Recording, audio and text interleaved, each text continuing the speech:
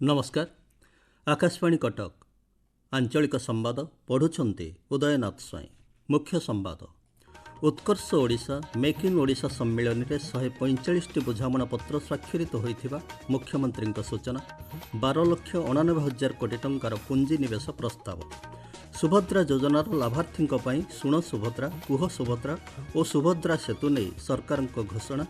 केंद्र कैबिनेट रे गुरुत्वपूर्ण खनिज मिशन को मिला अनुमोदन एवं राज्य में शीतर प्रभाव ह्रास घन कुहुड़ी हेबा नहीं 11टी जिला सतर्क सूचना जारी। संपूर्ण संवाद भुवनेश्वर जनता मैदान में अनुष्ठित उत्कर्ष मेक इन ओडिशा सम्मेलन में मोट 145 बुझामणा पत्र स्वाक्षरित होइछि मुख्यमंत्री मोहन चरण माझी कहते।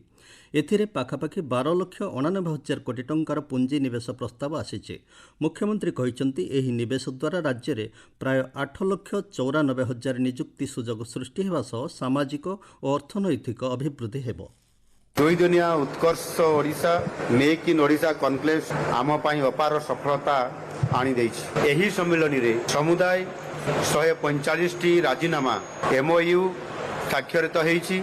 एही राजीनामा गुड़िक ओडिशार शिल्प क्षेत्र में कायकल्प परिवर्तन करने सहित विश्वस्तरीय शिल्प संस्था मानक सहित सहभागितार नुआ जुग आरंभ करने जाउछि। महिला उद्योगी मानक प्रोत्साहन देवा लक्ष्य में राज्य में एक स्वतंत्र शिल्प पार्क प्रतिष्ठा हेबो बोले मुख्यमंत्री मोहन चरण माझी कहते। उत्कर्ष ओडिशा मेक इन ओडिशा सम्मेलन में महिला उद्योगी मानक आलोचना चक्र में जोगदे मुख्यमंत्री कहते महिला उद्योगी मानक सहयोग करने भुवनेश्वर इपिकल रे स्वतंत्र सेल खोलाजिबो। आगामी वर्षगुड़िक महिला मानक सफल उद्योगी करने आवश्यक दक्षता एवं ज्ञान प्रदान लगी विशेष कार्यक्रम ग्रहण कराजिबो बोली मुख्यमंत्री कहते। उत्कर्ष ओडिशा मेक इन ओडिशा सम्मेलन में सुभद्रारू मुद्रा कार्यक्रम में उपमुख्यमंत्री प्रभाती परिडा सुभद्रा योजना को नहीं 3टी गुरुत्वपूर्ण पदक्षेप उपर घोषणा करिसेंते। श्रीमती परिडा सम्मेलन में कहते किछि संदेह थिले शुण सुभद्रा रे महिला और शिशु विकास विभाग को हिताधिकारी पचारि बुझीपारे। यासह जोगाजोग करी ऋण संबंधी विभिन्न सूचना जानीपारे। कुह सुभद्रा रे विभाग हिताधिकारी को कॉल करी फोन जोगे समस्या बुझीबे और सुभद्रा सेतु द्वारा 21 वर्ष हेबाकु थिबा हिताधिकारी को योजन में सामिल करा नै उपमुख्यमंत्री कहते। ओडिशा रे सबुज शक्तिर भविष्य को संरक्षित करने तथा अक्षय शक्तिर आवश्यकता पूरण करने दिगरे कार्य करने को उपमुख्यमंत्री कनक वर्धन सिंहदेव आह्वान देइछन्ति।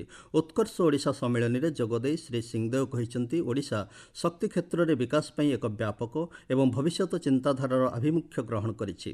परिवेश संतुलन को बजाय रखी उद्योगर विकास करने दिगरे राज्य सरकार प्रतिश्रुतिबद्ध बोली उपमुख्यमंत्री कहते। एही सम्मेलन में शिल्पपति माने राज्य में शक्ति क्षेत्र में 4,33,000 कोटी टंकार निवेश पर इच्छा प्रकाश करिथिबा सरकार पक्षरु सूचना मिली। उत्कर्ष ओडिशा सम्मेलन में आज बयन शिल्प और हस्ततंत क्षेत्र विकास पर 8टी बुझामणा पत्र स्वाक्षरित होइछि। एथिपाई 7,762 कोटी टंकार पुंजी निवेश हेबो। एही सबु शिल्प प्रतिष्ठा हेले राज्य में प्रत्यक्ष और परोक्ष भाव में 88,000 निजुक्ति सुजोग सृष्टि हेबो बोली जଣା पड़िछि। बयन पोशाक एवं हस्ततंत पर संभावनार क्षेत्र शीर्षक आलोचना जोगदे विभागीय मंत्री प्रदीप बलसामंत कहते राज्य में बयन और पोशाक शिल्प क्षेत्र में विपुल संभावना रही। सरकार सुदृढ़ भित्तिभूमि सुदक्ष बुणाकार आवश्यक कंचामाल उपलब्धता दिगरे कार्य करुछन्ति बोली मंत्री कहते। ओडिया चलचित्र विगत किछि वर्ष मध्य जातीय स्तर में ख्याति लाभ करिछि। ओडिया चलचित्र जगतर इतिहास कालजयी एवं आगामी भविष्यत स्वर्णिम उज्जवल बोली शिल्प दक्षता विकास और वैषयिक शिक्षा मंत्री संपद चंद्र स्वाई कहते। उत्कर्ष ओडिशा सम्मेलन में जोगदे श्री स्वाई कहते राज्य सरकार ओडिया चलचित्र विकास पर विभिन्न पदक्षेप ग्रहण करुछन्ति। यह ओडिया समाज और संस्कृतिर निच्छक प्रतिफलन। आपण माने आंचलिक संवाद शुणुछन्ति आकाशवाणीर कटक केन्द्रରୁ। केंद्र कैबिनेट 34,000 कोटी ऊर्ध्व टंका व्यय जातीय गुरुत्वपूर्ण खनिज मिशन को अनुमोदन करिसेंति। नुआदिल्ली रे गणमाध्यम को ए संपर्क में सूचना दे केंद्र सूचना और प्रसारण मंत्री अश्विनी वैष्णव कहते अर्थनीतिर विकास पई एही सब खनिज पदार्थ गुरुत्व बहन करे। सबुज ज्ञान कौशल को प्रोत्साहन देवा उद्देश्य गुरुत्वपूर्ण खनिज संबल एक स्थायी मूल्यभित्तिक श्रृंखला स्थापन करने सरकार एही निष्पत्ति नैछन्ति बोली श्री वैष्णव कहते। कैबिनेट बैठक में आखु फीडस्टॉक इथानल प्रस्तुति लगी मूल्य संपर्कित एक प्रस्ताव को मंजूरी मिली। ବିନା ବିଜ୍ଞପ୍ତିରେ ଉଚ୍ଛେଦ ପ୍ରକ୍ରିୟା କରାଯାଇପାରିବ ନାହିଁ ବୋଲି ଓଡ଼ିଶା ହାଇକୋର୍ଟ ଆଜି ନିର୍ଦ୍ଦେଶ ଦେଇଛନ୍ତି। ଉଚ୍ଛେଦ ପୂର୍ବରୁ ପକ୍ଷଙ୍କୁ ସର୍ବନିମ୍ନ 15 ଦିନର ମହଲତ ଦେବାକୁ ହାଇକୋର୍ଟ ନିର୍ଦ୍ଦେଶ ଦେଇଛନ୍ତି। ଭୁବନେଶ୍ୱର ଖଣ୍ଡଗିରି ଅଞ୍ଚଳରେ ଏକ ଉଚ୍ଛେଦ ଘଟଣାର ଶୁଣାଣି ସମୟରେ ଭୁବନେଶ୍ୱର ଓ କଟକ ମହାନଗର ନିଗମ କମିଶନରଙ୍କୁ ଆଭାସୀ ଜରିଆରେ ହାଜର ହେବାକୁ ହାଇକୋର୍ଟ ନୋଟିସ୍ ଜାରି କରିଥିଲେ। ଆଜି ଏହାର ଶୁଣାଣି କରି ହାଇକୋର୍ଟ ଏହି ରାୟ ପ୍ରଦାନ କରିଛନ୍ତି। ଭାରତର ସାମରିକ ପରମ୍ପରାର ନିଦର୍ଶନ ଧ୍ୱଜାବତରଣ ସମାରୋହ ଆଜି ନୂଆଦିଲ୍ଲୀସ୍ଥିତ କର୍ତ୍ତବ୍ୟ ପଥର ବିଜୟ ଚୌକଠାରେ ଅନୁଷ୍ଠିତ ହୋଇଯାଇଛି। ଏହି ଉତ୍ସବ ସାଧାରଣତନ୍ତ୍ର ଦିବସର ପରିସମାପ୍ତିକୁ ସୂଚାଇଥାଏ। ସମାରୋହରେ ରାଷ୍ଟ୍ରପତି ଦ୍ରୌପଦୀ ମୁର୍ମୁ, ଉପରାଷ୍ଟ୍ରପତି ଜଗଦୀପ ଧନଖଡ଼, ପ୍ରଧାନମନ୍ତ୍ରୀ ନରେନ୍ଦ୍ର ମୋଦିଙ୍କ ସମେତ କେନ୍ଦ୍ର କ୍ୟାବିନେଟ୍ର ବହୁ ସଦସ୍ୟ ଯୋଗ ଦେଇଥିଲେ। ଖବର ସଂକ୍ଷିପ୍ତରେ ରାୟଗଡ଼ା ଜିଲ୍ଲା ଆଇନସେବା ପ୍ରାଧିକରଣ ଦ୍ୱାରା ରାୟଗଡ଼ା ସିଭିଲ୍ କୋର୍ଟ ସମ୍ମିଳନୀ କକ୍ଷରେ ତୃତୀୟ ଲିଙ୍ଗୀମାନଙ୍କର ଅଧିକାର ସମ୍ପର୍କିତ ଏକ ଆଇନ ସଚେତନତା ଶିବିର ଅନୁଷ୍ଠିତ ହୋଇଯାଇଛି। ତୃତୀୟ ଲିଙ୍ଗୀମାନଙ୍କ ପାଇଁ ସରକାରଙ୍କ ପକ୍ଷରୁ ଉପଲବ୍ଧ ଥିବା ବୃତ୍ତି, ଦକ୍ଷତା ବିକାଶ ଆଦି ବିଭିନ୍ନ ଯୋଜନା ଉପରେ ଅତିଥିମାନେ ଆଲୋକପାତ କରିଥିଲେ। ବୌଦ୍ଧଠାରେ ଜିଲ୍ଲାସ୍ତରୀୟ ଉଚ୍ଚ ବିଦ୍ୟାଳୟ ପ୍ରଧାନ ଶିକ୍ଷକ ସମ୍ମିଳନୀ ଜିଲ୍ଲା ଶିକ୍ଷା ଅଧିକାରୀ ଟେମଲାଲ ଦୁବେଙ୍କ ସଭାପତିତ୍ୱରେ ଅନୁଷ୍ଠିତ ହୋଇଯାଇଛି। ସଭାରେ ଜିଲ୍ଲାପାଳ ସୁବ୍ରତ କୁମାର ପଣ୍ଡା ମୁଖ୍ୟ ଅତିଥି ଭାବେ ଯୋଗଦେଇ ପ୍ରଧାନ ଶିକ୍ଷକମାନଙ୍କୁ ସମୟାନୁବୃତ୍ତି ହେବା ସହ ଛାତ୍ରଛାତ୍ରୀଙ୍କଠାରେ ପ୍ରଜ୍ଞା ଓ ଆତ୍ମବିଶ୍ୱାସ ବୃଦ୍ଧି କରିବା ନିମନ୍ତେ ପରାମର୍ଶ ଦେଇଥିଲେ। ସୁବର୍ଣ୍ଣପୁର ଜିଲ୍ଲାର କୋଟସମଳାଇସ୍ଥିତ ତ୍ରିକୁଟ ପାହାଡ଼ ପାଦଦେଶରେ 20ତମ ପାତାଳୀ ଶ୍ରୀକ୍ଷେତ୍ର ମହୋତ୍ସବ ପାଇଁ ଆଜି କଳସ ଶୋଭାଯାତ୍ରା ଓ ସାଂସ୍କୃତିକ ଶୋଭାଯାତ୍ରା ଅନୁଷ୍ଠିତ ହୋଇଯାଇଛି।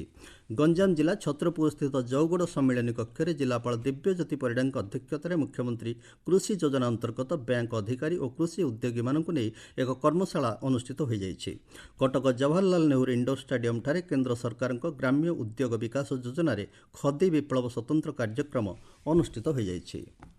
କିଶୋରୀ ସଶକ୍ତିକରଣ ଓ ବାଲ୍ୟ ବିବାହ ନିରାକରଣ ନିମନ୍ତେ ରାଜ୍ୟ ସରକାରଙ୍କ ଅଦ୍ୱୈକା ଯୋଜନା ଅଧୀନରେ ଆଜି ନବରଙ୍ଗପୁର ଜିଲ୍ଲା ନନ୍ଦାହାଣ୍ଡି ବ୍ଲକର ସମନ୍ୱିତ ଶିଶୁ ବିକାଶ କାର୍ଯ୍ୟାଳୟ ପକ୍ଷରୁ ପ୍ରତିଭା ଅନ୍ୱେଷଣ କାର୍ଯ୍ୟକ୍ରମ ଅନୁଷ୍ଠିତ ହୋଇଯାଇଛି।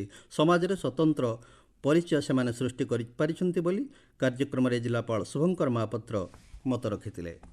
ବରଗଡ଼ ଜିଲ୍ଲା ପରିଷଦ ସମ୍ମିଳନୀ କକ୍ଷରେ ଜିଲ୍ଲା ପରିଷଦର ଷଷ୍ଠ ବୈଠକ ଅନୁଷ୍ଠିତ ହୋଇଯାଇଛି। ବୈଠକରେ ଅତାବିରା ବିଧାୟକ ନିହାର ରଞ୍ଜନ ମହାନନ୍ଦଙ୍କ ଅଧ୍ୟକ୍ଷତାରେ ଜିଲ୍ଲାର ବିଭିନ୍ନ ନିର୍ମାଣାଧୀନ ପ୍ରକଳ୍ପ ଓ ବିଭିନ୍ନ ବିଭାଗର କାର୍ଯ୍ୟଧାରା ସମ୍ପର୍କରେ ଆଲୋଚନା ହୋଇଥିଲା। ପବିତ୍ର ତ୍ରିବେଣୀ ଅମାବାସ୍ୟା ଅବସରରେ ଯାଜପୁରର ଅଧିଷ୍ଠାତ୍ରୀ ଦେବୀ ମା ବିରଜାଙ୍କ ସ୍ୱନକ୍ଷତ୍ର ଦିବସ ଆଜି ପାଳିତ ହେଉଛି। ବ୍ରାହ୍ମ ମୁହୂର୍ତ୍ତରେ ଦେବୀଙ୍କ ନିତ୍ୟ ସ୍ନାନ ଓ ବେଶ କାର୍ଯ୍ୟ ସରିବା ପରେ ଦେବୀଙ୍କୁ ସ୍ୱନକ୍ଷତ୍ର ବିହିତ ମହାସ୍ନାନ କରାଯାଇଥିଲା। ସ୍ନାନ ପରେ ମା ସାବିତ୍ରୀ ବେଶରେ ଶ୍ରଦ୍ଧାଳୁଙ୍କୁ ଦର୍ଶନ ଦେଇଛନ୍ତି। ପରେ ସିଂହାସନ ଉପରେ ଷୋଡ଼ଶ ଉପଚାର ପୂଜାବିଧି କରାଯାଇଥିଲା। ଶୃଙ୍ଖଳିତ ଦର୍ଶନ ପାଇଁ ମନ୍ଦିର ପ୍ରଶାସନ ପକ୍ଷରୁ ବ୍ୟାପକ ବ୍ୟବସ୍ଥା ଗ୍ରହଣ କରାଯାଇଛି। ପାଣିପାଗ ରାଜ୍ୟରେ ଉତ୍ତର ପଶ୍ଚିମ ଦିଗରୁ ଶୁଷ୍କ ବାୟୁ ପ୍ରବେଶ କରୁଥିବାରୁ ତାପମାତ୍ରା ବୃଦ୍ଧି ପାଇବା ସହ ଶୀତ ହ୍ରାସ ପାଇଛି। ଭୁବନେଶ୍ୱର ଆଞ୍ଚଳିକ ପାଣିପାଗ ବିଜ୍ଞାନ କେନ୍ଦ୍ରର ସୂଚନା ଅନୁସାରେ ଆସନ୍ତା 2 ଦିନ ପରେ ତାପମାତ୍ରା ଆହୁରି 4 ଡିଗ୍ରୀ ପର୍ଯ୍ୟନ୍ତ ବୃଦ୍ଧି ପାଇବ। ଅପରପକ୍ଷରେ ଆସନ୍ତା 24 ଘଣ୍ଟା ମଧ୍ୟରେ ଘନ କୁହୁଡ଼ି ହେବା ନେଇ 11ଟି ଜିଲ୍ଲା ପାଇଁ ସତର୍କ ସୂଚନା ଜାରି କରାଯାଇଛି।